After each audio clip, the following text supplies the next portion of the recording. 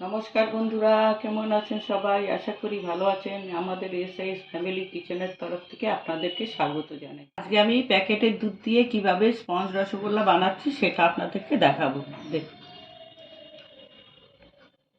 চলুন কিভাবে বানাই দেখাবো। বন্ধুরা, আজকে আমি বানাচ্ছি রসগোল্লা। এই যে টোন্ড মিল্ক নিয়েছি 1 লিটার, এটা দিয়ে আমি আজকে রসগোল্লা বানিয়ে দেখাবো। দুধটা ফুটে গেছে, আমি বন্ধ করে দিচ্ছি।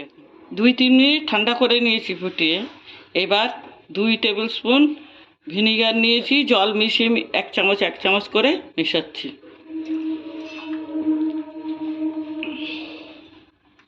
একটু একটু করে মেশাচ্ছি।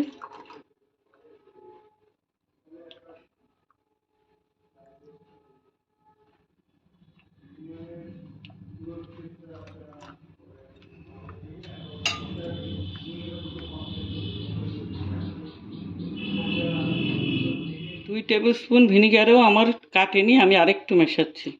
আরও 1/2 টেবিল স্পুন নিয়েছি।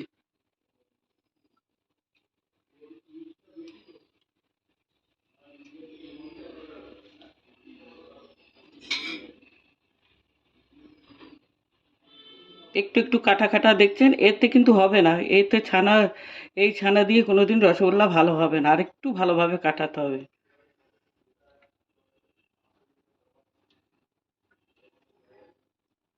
ছানাটা এবার ভালোভাবে কেটে গেছে, এবার আমি ছেঁকে নেব। একটা স্ট্রেনার নিয়েছি, স্ট্রেনারের উপরে একটা পাতলা সুতির কাপড় নিচ্ছি, ওটা দিয়ে ছাঁকবো। ভিনিগার দিয়ে কাটিয়েছি তো, সেই জন্য এটাকে ভালো করে ঠান্ডা জল দিয়ে ধুয়ে নিচ্ছি, নাহলে টক ভাব থেকে যাবে। ছেঁকে নিয়ে ভালো করে একটু নিংড়ে নিচ্ছি। নিংড়ে নিয়ে 1 ঘন্টার জন্য আমি স্ট্রেনারের উপরে রেখে দেবো। 1 ঘন্টা বাদে ফিরে আসছি রসগোল্লা বানানোর জন্য। ততক্ষণে জলটা ঝরে যাক ভালো। আর দিচ্ছি 3 কাপ জল। তারপর 2 কাপ চিনি দিয়েছি আর 5 কাপ জল দিয়েছি। আমার চিনির শিরাটা ফুটে গেছে। এখানে 1 চামচ দুধ গুলে দিচ্ছি, গুঁড়ো দুধ গুলে এর মধ্যে ছেড়ে দিচ্ছি।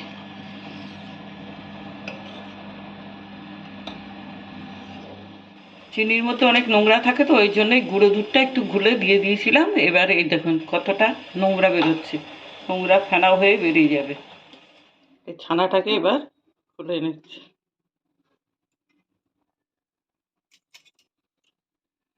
ছানাটা ঠিক মতোই ছাঁকা হয়েছে, এবার আমি পেস্ট করে নিচ্ছি। ছানাতে যদি বেশি জল থাকে তাহলে রসের মধ্যে দেওয়ার সঙ্গে সঙ্গে মিষ্টিটা চেপটে যায়।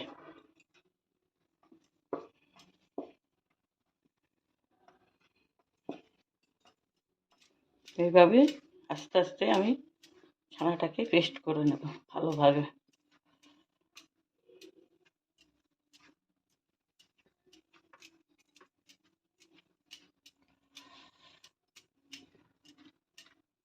পাঁচ মিনিট মেখে নেওয়ার পর দিয়ে দিচ্ছি 1 চামচ অ্যারারুট। কর্নফ্লাওয়ার বা ময়দা দেওয়ার প্রয়োজন নেই, সবচেয়ে অ্যারারুট দিয়ে ভালো হয়। আমি অনেকবার রসগোল্লা করে দেখেছি, আমি দেখলাম যে অ্যারারুট দিয়ে সবচেয়ে ভালো বাইন্ডিং আসে।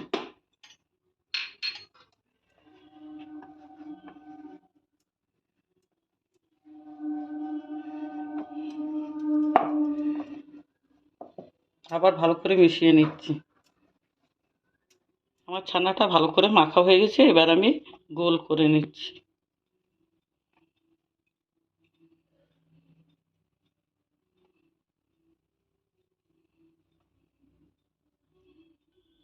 ভালো করে গোল করে নিচ্ছি যাতে কোনো ফাটল না থাকে, একদম স্মুথ করে।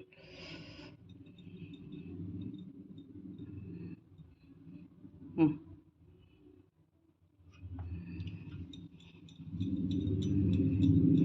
আমার ছানার বলগুলো তৈরি হয়ে গেছে। আমি বেকিং পাউডার, ময়দা বা কর্নফ্লাওয়ার কিছুই দিইনি, শুধু অ্যারারুট দিয়েছি 1 চামচ। একটা ছেড়ে দিচ্ছি। আস্তে আস্তে আমি সবগুলো ছেড়ে দিচ্ছি, ঠিক যেখানটা ফুটছে ঠিক সেই জায়গাতে দিতে হবে। আপনারা প্রথমে একটা ছেড়ে দেখবেন, না বাইন্ডিং যদি ঠিক না থাকে তাহলে ফেটে বেরিয়ে যাবে।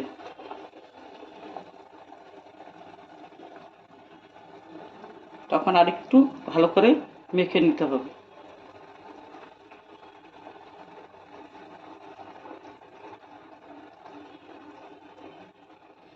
আমি ছেড়ে দিয়ে 2 মিনিট রেখেছি, দেখুন আস্তে আস্তে ফোলা শুরু হয়েছে।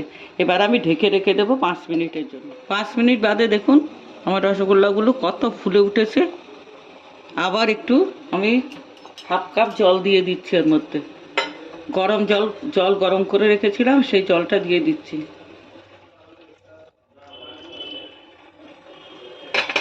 এবার আবার একটু ঢেকে রাখছি। আরও 5 মিনিট বাদে দেখুন আরও কত বড় হয়ে গেছে ফুলে। আমার এই রসগোল্লাটা প্রায় হয়ে এসেছে। আমি একটা নামিয়ে দিচ্ছি, একটা রসগোল্লা তুলে দেখাচ্ছি।